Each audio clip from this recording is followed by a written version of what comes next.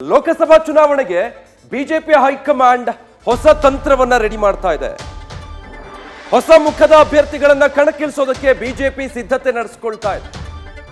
ಹೊಸ ಮುಖಗಳನ್ನ ಒಂದಷ್ಟು ಕ್ಷೇತ್ರಗಳಲ್ಲಿ ಅಭ್ಯರ್ಥಿಯನ್ನಾಗಿ ಮಾಡಬೇಕು ಅಂತ ಈಗ ಬೆಂಗಳೂರು ಗ್ರಾಮಾಂತರಕ್ಕೆ ಡಾಕ್ಟರ್ CN ಮಂಜುನಾಥ್ರ ಹೆಸರು ಕೇಳಿ ಬರ್ತಾ ಇದೆ.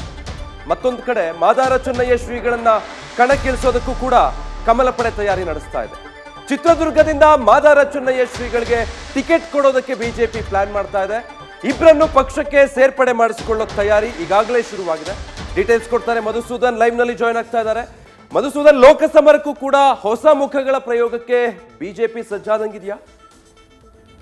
ಹೌದು ವಿಜಯ್, ಇದರಲ್ಲಿ ಯಾವುದೇ ಅನುಮಾನ ಇಲ್ಲ. ಈಗಾಗಲೇ ನೋಡಿ, ಡಾಕ್ಟರ್ CN ಮಂಜುನಾಥ್ ಬೆಂಗಳೂರು ಗ್ರಾಮಾಂತರ ಲೋಕಸಭಾ ಕ್ಷೇತ್ರದಿಂದ ಬಿಜೆಪಿ ಅಭ್ಯರ್ಥಿಯಾಗಿ ಕಣಕ್ಕಿಳಿತಾರೆ ಅನ್ನೋ ಒಂದು ನ್ಯೂಸ್ ಫಸ್ಟ್ ಬ್ರೇಕ್ ಮಾಡಿತ್ತು. ಇದರ ಮುಂದುವರೆದ ಭಾಗವಾಗಿ ಮುಂದಿನ ವಾರ ಅವರು ಬಿಜೆಪಿಗೆ ಅಧಿಕೃತವಾಗಿ ದೆಹಲಿಯಲ್ಲಿ ಬಿಜೆಪಿಯ ರಾಷ್ಟ್ರೀಯ ಅಧ್ಯಕ್ಷ JP ನಡ್ಡರ ಸಮಕ್ಷಮದಲ್ಲಿ ಸೇರೋ ಅಂತ ಸಾಧ್ಯತೆ ಇದೆ ಅನ್ನೋ ಒಂದು ಮಾಹಿತಿ ನ್ಯೂಸ್ ಫಸ್ಟ್ಗೆ ಲಭ್ಯ ಆಗಿದೆ.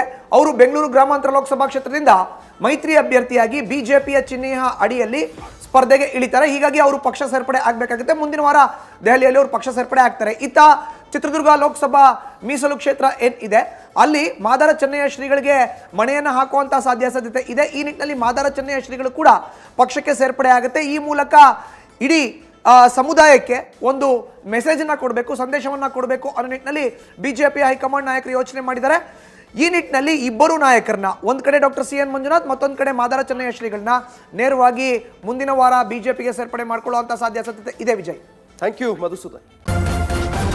ನ್ಯೂಸ್ ಫಸ್ಟ್ ನಿರ್ಭೀತಿಯಿಂದ ನಿಮ್ಮ ಪರವಾಗಿ.